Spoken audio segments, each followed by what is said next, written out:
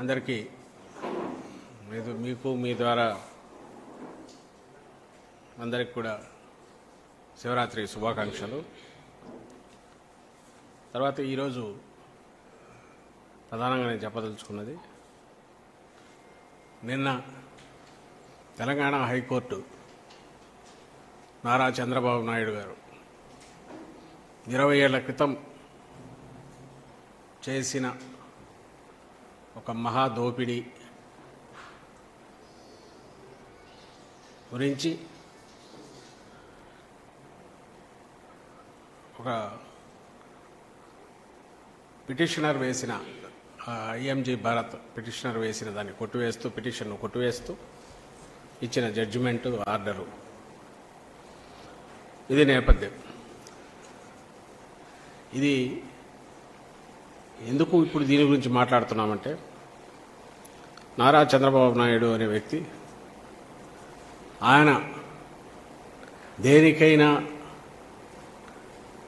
పేరుగాంచిన వాడంటే ఒక దోపిడీకి, నిలువు దోపిడీకి, ప్రపంచంలోనే గుడిని, గుడిలో లింగాన్ని దాని కింద మట్టితో సహా స్వాహా చేయగలిగిన అది క్లాసికల్ పద్ధతిలో చేయగలిగిన నేరస్తులు ఎవరైనా ఉంటే వాళ్లకు నాయకుడిగా ఉంటాడని చెప్పడానికి పనికొచ్చే క్లాసిక్ కేసు అది. ఆ రోజు జరిగింది 2007లో రాజశేఖర రెడ్డి గారు ఆయన వచ్చినాకంటే 2004లో రాజశేఖర రెడ్డి గారి ప్రభుత్వం వచ్చాక దాని మీద విచారణ సంఘాన్ని వేసి వాస్తవాలు వెలికి తీసి సరిదిద్దినందువల్ల ఆ స్కామ్ అక్కడ ఆగిపోయింది. లేకపోతే అది మెటీరియలైజ్ ఉంటే అది దాని వాల్యూ ఎంత, స్టేట్కి ఎంత నష్టం జరిగేది అంటే ఊహించలేనంత అని ఇప్పటికి అర్థమవుతుంది. ఆ రోజుల్లోనే అది చాలా అతిపెద్ద భారీ స్కామ్, కుంభకోణము, కుట్ర అని అప్పట్లోనే వార్తలు వచ్చాయి. అందులో స్ట్రెయిట్ బ్లాక్ అండ్ వైట్, అంటే ఎలాంటి 20 మంది 50 మంది ఉన్న కుట్ర కాదు, లేక వ్యవస్థలో ఉండే లోపాలను వాడుకొని గడ్డి స్కామం గోదాన్లా కాదు, కింది వరకు అవినీతి జరిగింది కాదు. ఒక్క వ్యక్తి రాష్ట్రానికి నాయకత్వం వహిస్తున్న, ప్రభుత్వానికి హెడ్గా ఉన్న, పెద్దగా ఉన్న వ్యక్తి ఆయన అవినీతికి పాల్పడితే నేరుగా ఎట్లుంటుంది, అందులోనూ అతను అత్యాశాపరుడై, దురాశాపరుడై చంద్రబాబు నాయుడు లాగా ఉంటే ఎట్లుంటుందనే విశ్వరూపం చూపించిన కేసు అది.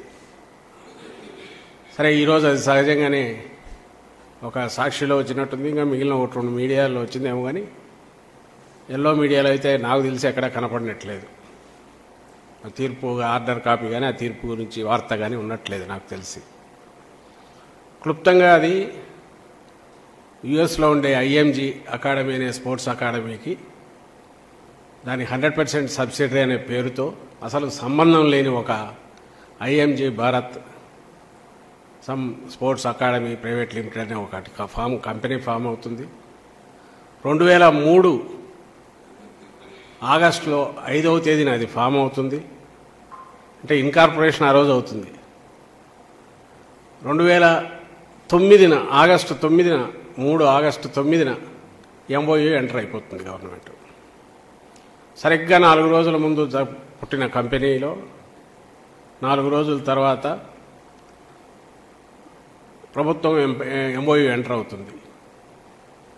అంతా చేస్తే ఆ కంపెనీకి కానీ ఒరిజినల్ ఐఎంజీకి కానీ సంబంధం లేదు.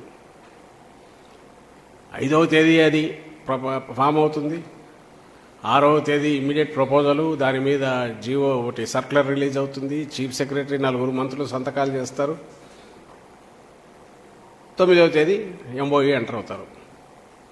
దాని ప్రకారం ఇచ్చిన సౌకర్యాలు అవి చూసి నిన్న హైకోర్టు న్యాయస్థానం పూర్తి దిగ్భ్రాంతి వ్యక్తం చేసింది. 20 ఏళ్ల తర్వాత 2003 ఎండ్లో 4లో జరిగిన ఆ రోజు ఆ కుంభకోణం, 2006-7లో సరిదిద్దబడిన కుంభకోణం, 2024లో ఈరోజు అంటే 20 ఏళ్ల తర్వాత జడ్జిమెంట్లో ఇప్పుడు కూడా హైకోర్టు దిగ్భ్రాంతి వ్యక్తం చేసిన అంశాలు ఏవయ్యాయంటే, ఈ 4 రోజుల్లో జరిగిన MOU ప్రకారం ఆ IMG భారత్ అనే ఒక బోగస్ కంపెనీకి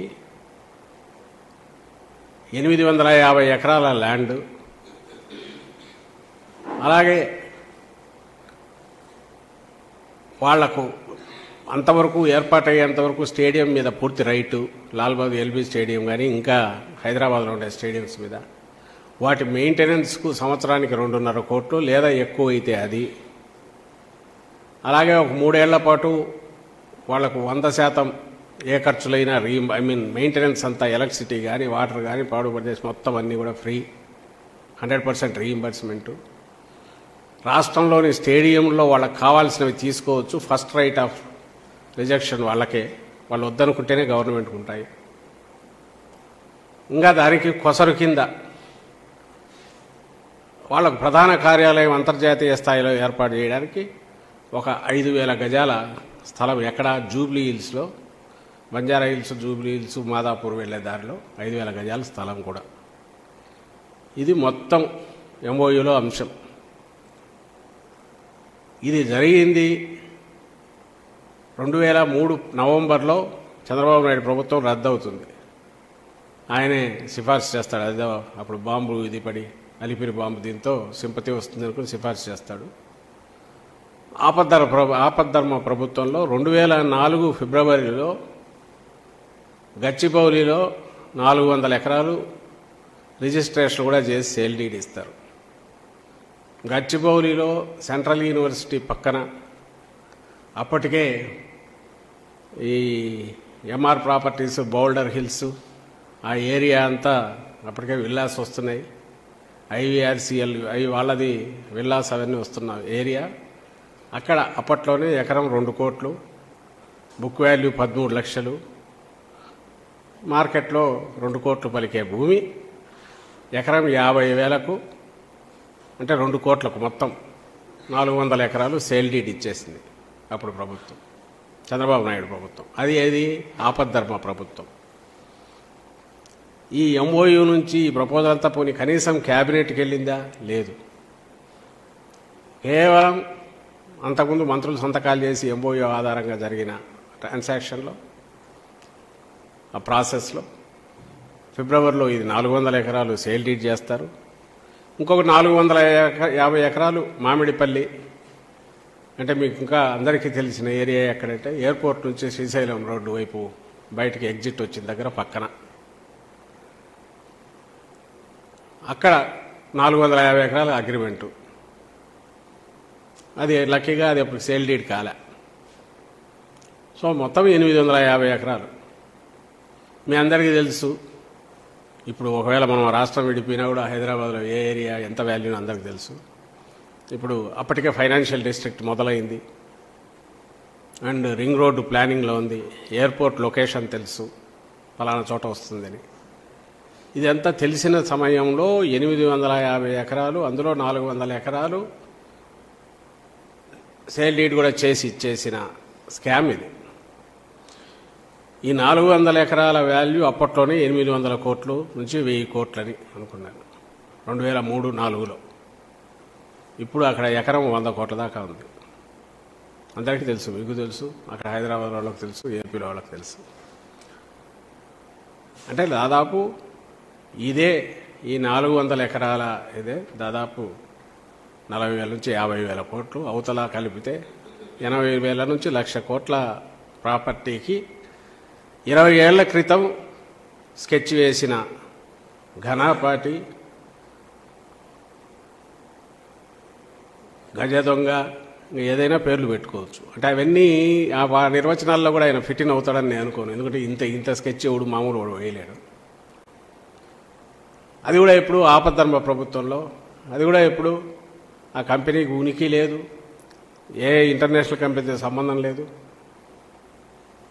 అండ్ మినిమం డ్యూ ప్రాసెస్ కూడా చేయకపోగా ఇంకా చాలా ఇంకా ఏమేమి ఇవ్వచ్చు అని చెప్పి